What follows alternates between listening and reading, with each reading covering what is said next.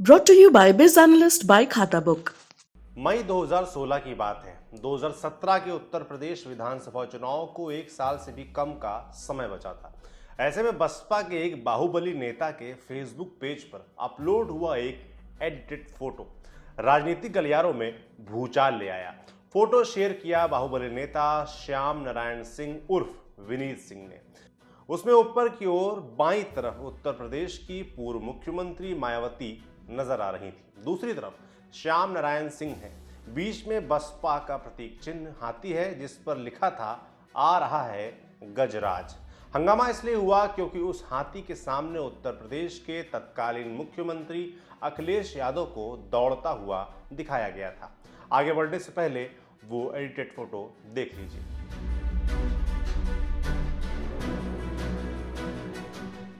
Photo में ये दिखाने की कोशिश हुई कि समाजवादी पार्टी की सरकार अब जा रही है और बसपा की सरकार आ रही है। बताया जाता है कि इस एडिटेड फोटो की खबर अखिलेश यादव तक पहुंची। फिर विनीत सिंह के खिलाफ एक के बाद एक मुकदमे दर्ज किए गए। उन्हें जेल जाना पड़ा। हालांकि विनीत सिंह का कहना था कि इस फोटो से उनका कोई लेना देना नहीं है, लेकिन अब कहा जा रहा है कि उन्होंने अपना बदला चुकता कर लिया है। दरअसल उत्तर प्रदेश में इस समय विधान परिषद चुनाव की चर्चा है। आगामी 9 अप्रैल को विधान परिषद की 36 सीटों के लिए मतदान होगा। इन सीटों पर सीधा मुकाबला भारतीय जनता पार्टी और समाजवादी पार्टी के बीच है। कांग्रेस और बहुजन समाज पार्टी ने इस चुनाव को न लड़ने का फैसला लिया है। इस बीच बीजेपी ने मिर्जापुर सोनभद्र सीट से बाहुबली श्याम नारायण सिंह उर्फ विनीत सिंह को मैदान में उतारा है। खबरें हैं कि विनीत सिंह का एमएलसी बनना लगभग तय हो चुका है, क्योंकि उनके विरोधी समाजवादी पार्टी के प्रत्याशी रमेश सिंह यादव ने अपना पर्चा वापस ले लिया है। तो बात इन विनीत सिंह की कर लेते हैं। बाहुबली कहे जाने वाले विनीत सिंह मूल रूप से वाराणसी के चोलापुर से संबंध रखते हैं। वो चोलापुर थाने के हिस्ट्री शीटर हैं। इसके अलावा उनके खिलाफ वाराणसी के अलग अलग थानों में कई मामले दर्ज हैं। इनमें अपहरण और रंगदारी वसूलने से लेकर हत्या और हत्या के प्रयास तक के मामले शामिल हैं। जानकार बताते हैं कि विनीत सिंह पूर्वांचल के बाकी बाहुबलियों की तरह 90 के ही दशक से एक्टिव हो गए थे। आरोप लगते हैं कि विनीत सिंह ने बिहार के किडनैपिंग सिंडिकेट को संस्थागत तरीके से चलाया।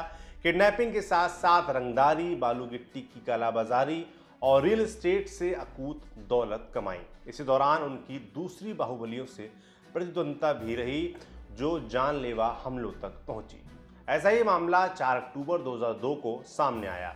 तत्कालीन विधायक और बाहुबली धनंजय सिंह पर हमला हुआ। आरोप लगा अयोध्या से समाजवादी पार्टी के विधायक और बाहुबली अभय सिंह और विनीत सिंह पर। बताया जाता है कि उस रोज धनंजय सिंह के काफिले पर एकदम फिल्मी स्टाइल से हमला हुआ। वाराणसी के नादेसर इलाके में टकसाल सिनेमा के पास बोलेरो और मोटरसाइकिल सवार हमलावरों ने धनंजय सिंह के काफिले को घेर लिया। खूब गोलियां चली। जवाब में धनंजय सिंह ने अपनी लाइसेंसी बंदूक से गोलीबारी की। 4 लोग घायल हुए। धनंजय सिंह बच गए। कुछ साल बाद और गजब हुआ। धनंजय सिंह और विनीत सिंह की दोस्ती हो गई। जानकार बताते हैं कि दोस्ती इतनी बढ़ी कि दोनों ने एक दूसरे की चुनावी मदद की। जहां विनीत सिंह ने जौनपुर और आसपास के इलाकों में हुए जिला पंचायत चुनावों में धनंजय सिंह की मदद की, वहीं एमएलसी चुनाव में धनंजय सिंह ने विनीत को मदद पहुंचाई। विनीत सिंह की सबसे पहली पॉलिटिकल एंट्री 2006 की बताई जाती है। उस साल वो वाराणसी के सहकारी बैंक के चेयरमैन बने। फिर 2010 में बसपा के टिकट पर मिर्जापुर सोनभद्र सीट से एमएलसी निर्वाचित हुए।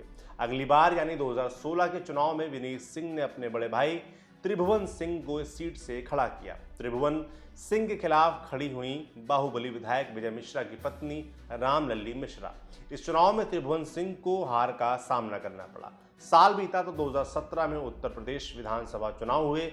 विनीत सिंह ने इन चुनाव में चंदौली की सैयद राजा सीट से पर्चा भरा, बहुजन समाज पार्टी के टिकट पर। उनके सामने थे बाहुबली ब्रजेश सिंह के भतीजे सुशील सिंह। ट्विस्ट ये था कि विनीत सिंह उस समय जेल में बंद थे। बताया जाता है कि ब्रजेश सिंह के कहने पर झारखंड पुलिस ने उनके खिलाफ रंगदारी का मामला दर्ज किया था। इसी मामले में उन्हें जेल भेज दिया गया। जेल से चुनाव लड़ते हुए विनीत सिंह ने सैयद राजा सीट से करीब 65,000 वोट हासिल किए। हालांकि इतने वोट उन्हें जीत दिलाने के लिए काफी नहीं थे। विनीत सिंह दूसरे नंबर पर रहे। इस हार के बाद विनीत की करीबियां बीजेपी से बढ़ गईं। अंग्रेजी अखबार इंडियन एक्सप्रेस ने अपने सूत्रों के हवाले से बताया था कि 2019 के लोकसभा चुनाव के पहले विनीत सिंह बीजेपी में शामिल हो गए। जानकार बताते हैं कि बीजेपी के साथ विनीत सिंह की बढ़ती नजदीकियां एक ट्रेंड का ही हिस्सा रही, उस ट्रेंड का जिसके तहत बाहुबली सत्ता के साथ कदम ताल करने लगते हैं। विनीत सिंह ने 2019 के लोकसभा चुनाव में चंदौली लोकसभा सीट से बीजेपी के तत्कालीन उत्तर प्रदेश अध्यक्ष महेंद्र नाथ पांडे के लिए चुनाव प्रचार किया। महेंद्र पांडे को जीत मिली। इसी दौरान उनकी नजदीकियां ब्रजेश सिंह के भतीजे सुशील सिंह से भी बढ़ गईं। मिर्जापुर इलाके में विनीत सिंह का अच्छा खासा प्रभाव माना जाता है। दैनिक भास्कर से हुई बातचीत में विनीत सिंह ने बताया था, साल 2011 में मैंने अपनी पत्नी को जिला पंचायत अध्यक्ष का चुनाव लड़ाया, जिसमें वो भारी मतों से जीती। 2016 में फिर से अध्यक्ष पद के चुनाव थे और हमारे क्षेत्र में सामान्य सीट थी। उस समय सपा की सरकार थी और सपाइयों का बोलबाला था, लेकिन मिर्जापुर मेरी प्रतिष्ठा का सवाल बन गया था। तब मैंने फिर से अपनी पत्नी प्रमिला सिंह को प्रत्याशी बनाने का फैसला किया। उन्होंने भी सपोर्ट किया और चुनाव जीती। उनकी टक्कर सपा नेता पारो यादव से थी। वो एक कद्दावर नेता की पत्नी है। प्रमिला 33 वोट हासिल कर विजयी रहीं और उनकी विपक्षी पारो कुल 10 वोट ही जुटा पाई। पूरे पूर्वांचल में बसपा ने मिर्जापुर की एकमात्र सीट जीती। विनीत सिंह को इसके अलावा लग्जरी गाड़ियों का शौक है। वो 0009 नंबर की गाड़ियों से चलते हैं। साथ ही साथ फिटनेस में उनकी खास रुचि है। वो ब्लैक बेल्ट भी हैं।